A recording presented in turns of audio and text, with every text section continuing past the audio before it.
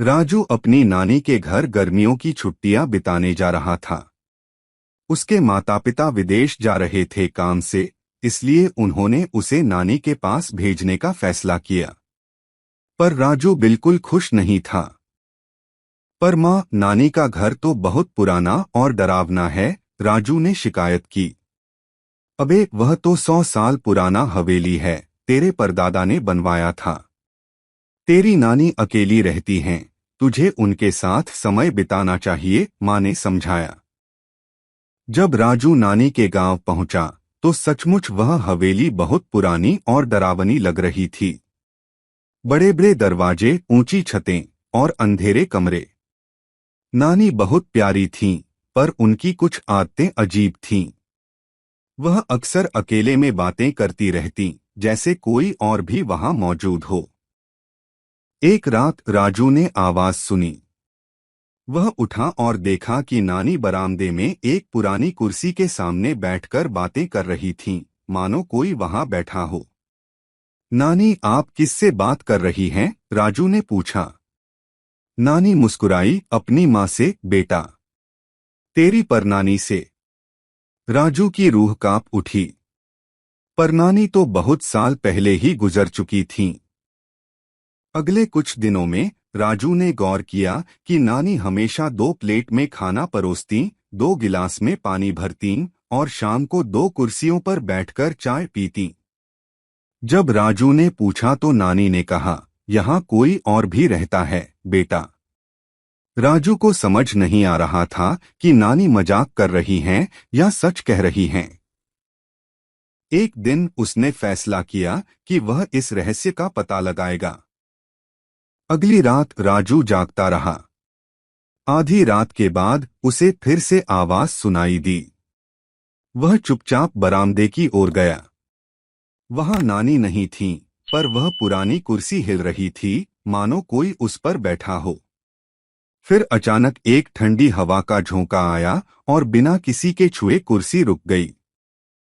राजू डरकर वापस अपने कमरे में भाग गया। अगली सुबह उसने नानी से पूछ ही लिया, नानी, क्या इस घर में भूत है? नानी हंस पड़ी, अरे नहीं बेटा, भूत नहीं है। बस कुछ यादें हैं जो हमेशा हमारे साथ रहती हैं। पर राजू को यकीन नहीं हुआ। वह गांव के कुछ बुजुर्गों से मिला। एक बूढ़े दादा ने बताया, अरे, तेरी नानी के बारे में कहानी है कि उनकी माँ की आत्मा उस घर में रहती है।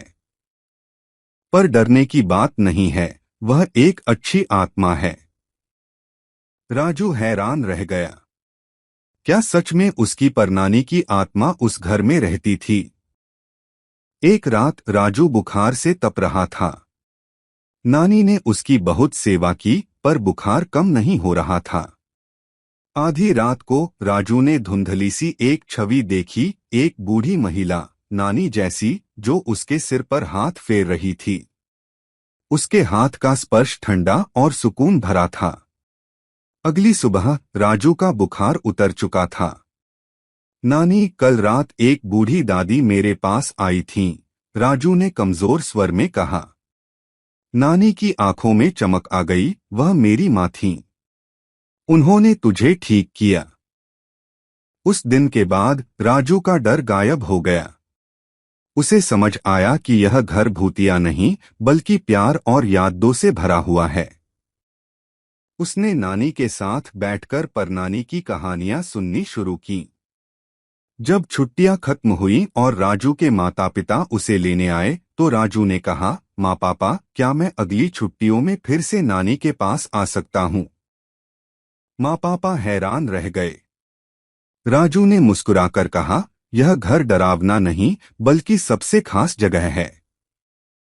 यहाँ नानी के साथ साथ परनानी भी रहती हैं, और वह मेरी बहुत देखभाल करती हैं। राजू को अब समझ आ गया था कि प्यार कभी मरता नहीं, और कुछ रिश्ते मृत्यु के बाद भी जीवित रहते हैं। नानी का घर भूतिया नहीं था, वह तो प्यार की अनंत कहानी था।